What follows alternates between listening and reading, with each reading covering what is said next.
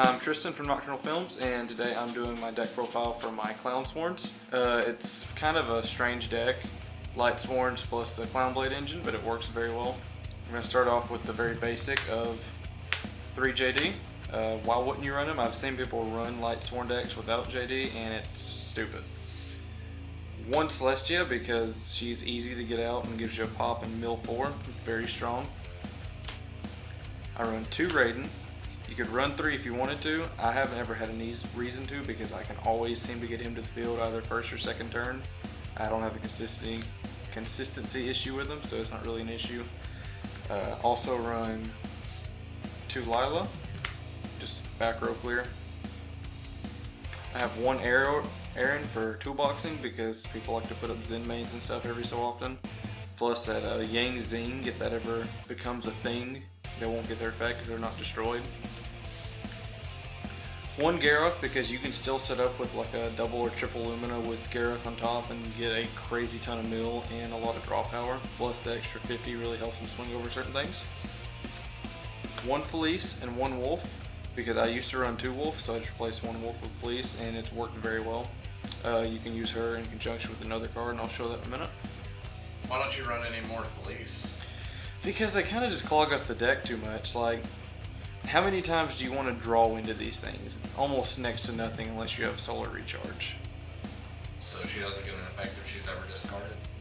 Her effect she'll only special summon if sent to the graveyard by a monster effect. So she won't even get it off Charge the Light Brigade. But like in phase mill or Raiden mill, she'll get it. Doesn't she have an effect at all that like whenever she goes to the graveyard she pops something? No, you when she's face up on the field, you can tribute her and pop a monster and then mill 4. Okay, I got you. I was confused.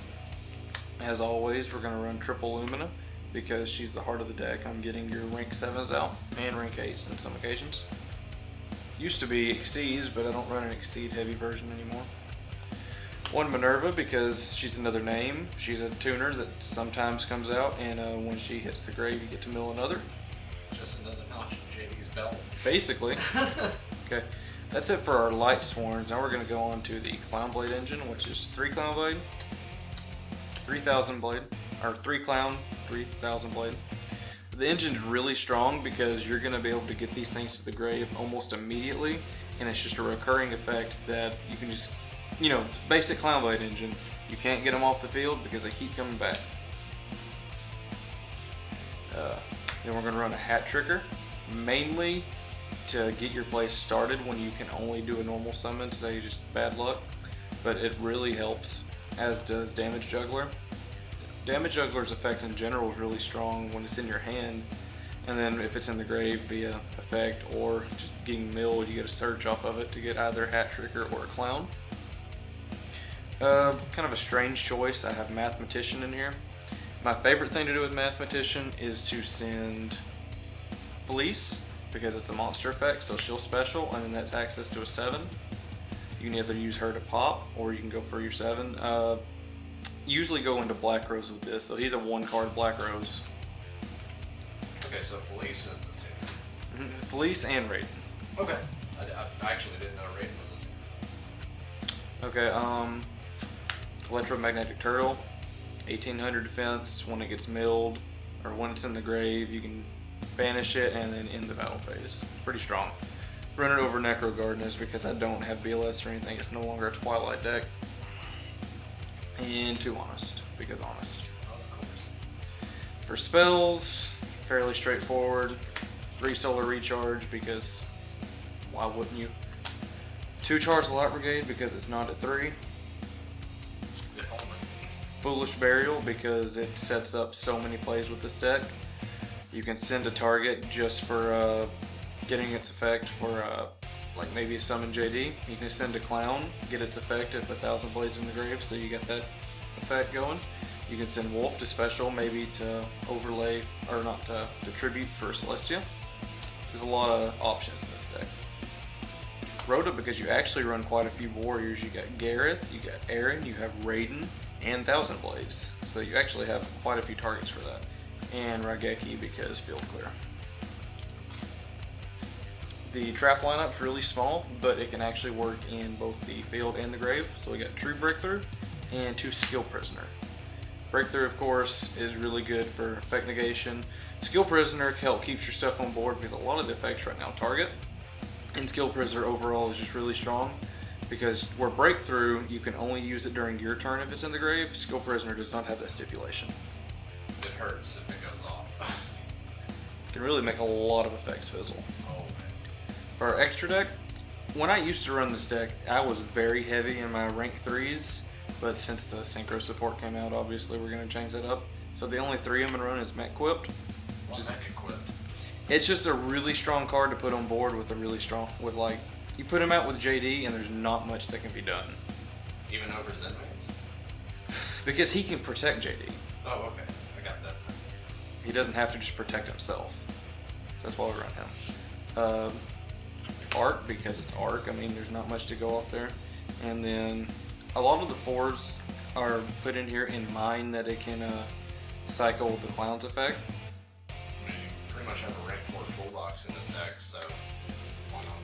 I have Samurai. Samurai is about basically 3,800 to the face. Plus you can detach 1 to get its effect.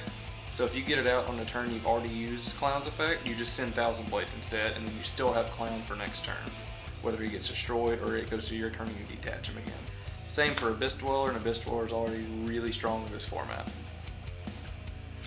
Castell, because some things go off in the grave and we don't like that, and he also has the Maestroke effect to flip him face down.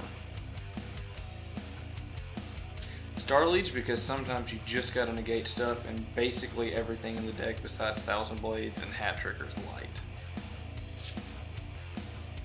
Rebellion, just to swing over stupid stuff and just, no matter what happens, it's always going to be dealing 2,500. No matter what wonky number, if your opponent has 38,472 attack, he's going to take half of that, you're going to lose half of that, and you're just going to take 2,500. It's like a bigger Dark Mist.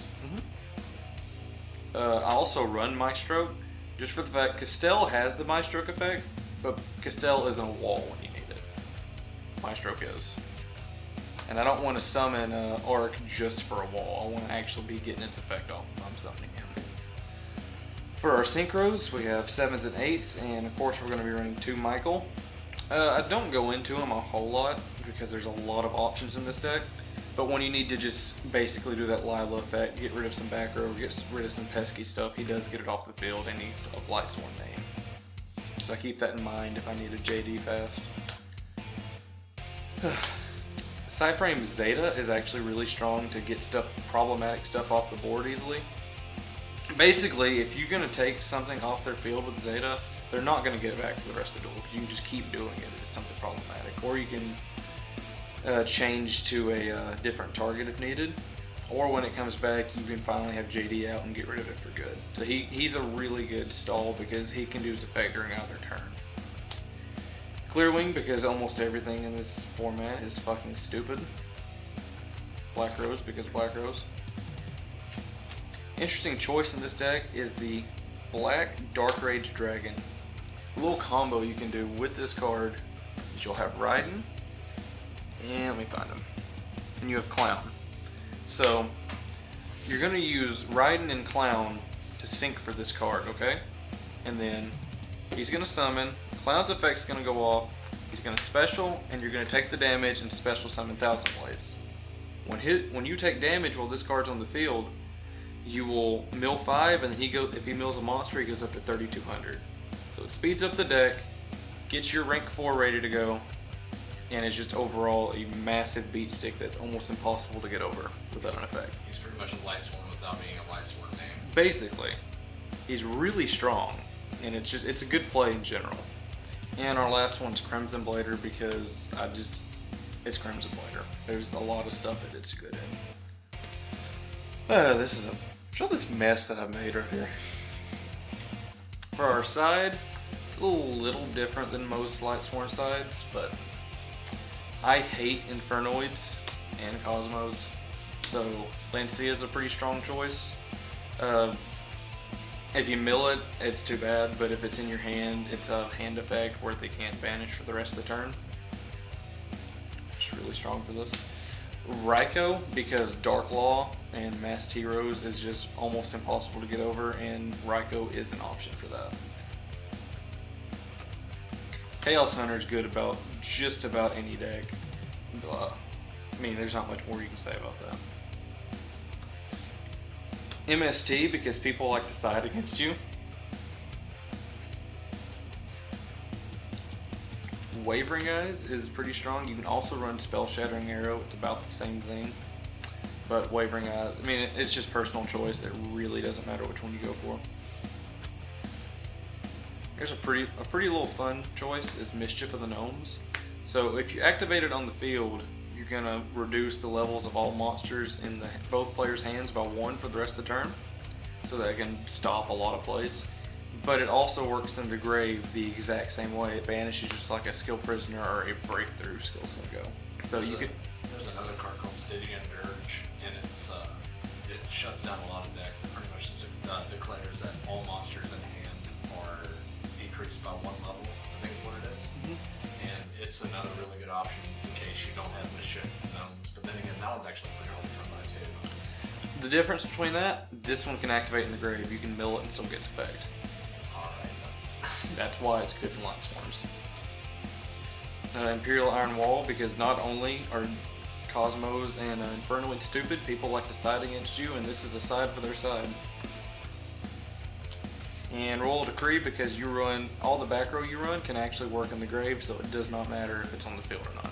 Is that cold? No, it's just torn to shit because I don't care. Starliege is still a really good option for any light deck. Noble Knights and Lightsworns and I'm trying to remember what else the other good light deck is right now. Don't say Cosmos. Saying good decks, not money gimmick.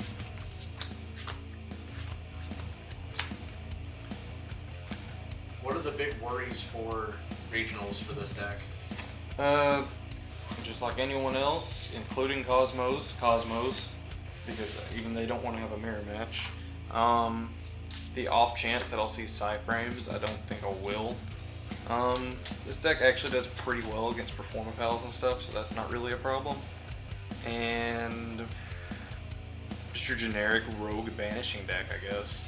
No Blackwings, huh? You know, I haven't played Blackwings in so long that I don't even know. It's pretty much just go Shura, Aura, Gale, Synchro. So this is a pretty decent hand in general. We got 2 charge, we got a Juggler, an Air, and a Thousand Blades. So we're gonna do our first charge in mill 3. Lila, Clown, and another Clown. Holy shit, why did they both? Okay. We're gonna take 1,000 and special summon that Clown. We don't have Thousand Blades, but it's okay. Because even just putting him up, it's a wall. It's better to take 1,000 to special summon and then take 2,800 from whatever's on the field. We're gonna play our other charge, mill another 3. I never even add anything to my hand, so I'm gonna go ahead and add Lumina.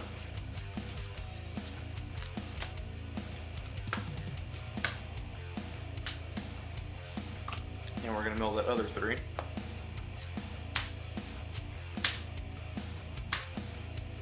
Notice we've already got some names. We have 2 names, and we have 2 more in our hand, and we have the search from that one, so I'm gonna get Raiden.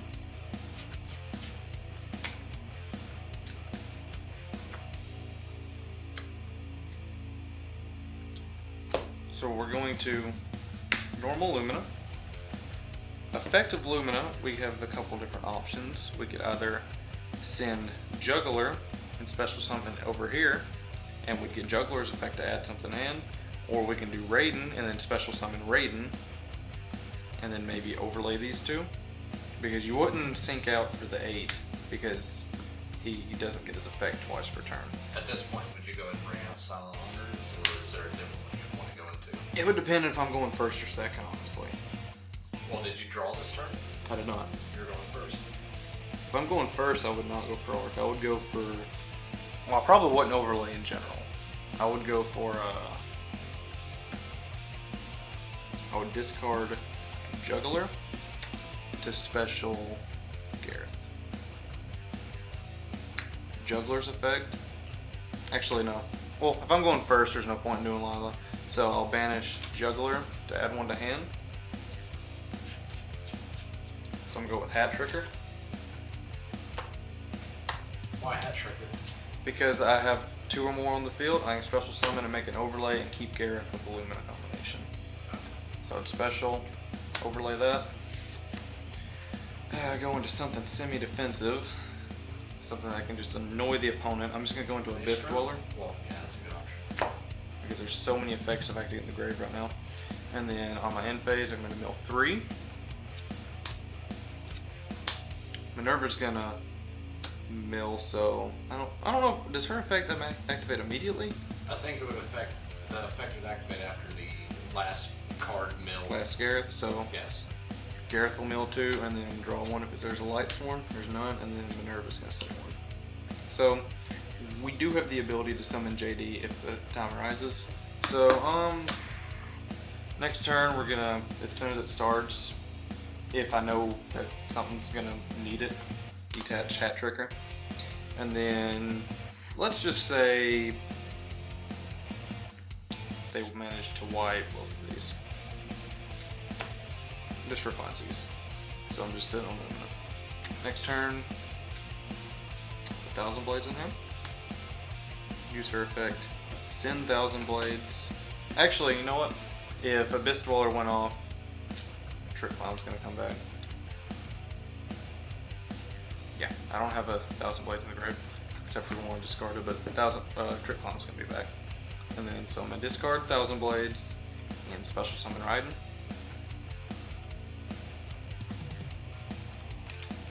Raiden's effect is gonna be mill 2. Okay. That's all 3 JDs in the graveyard. You know, you don't necessarily need them for the game.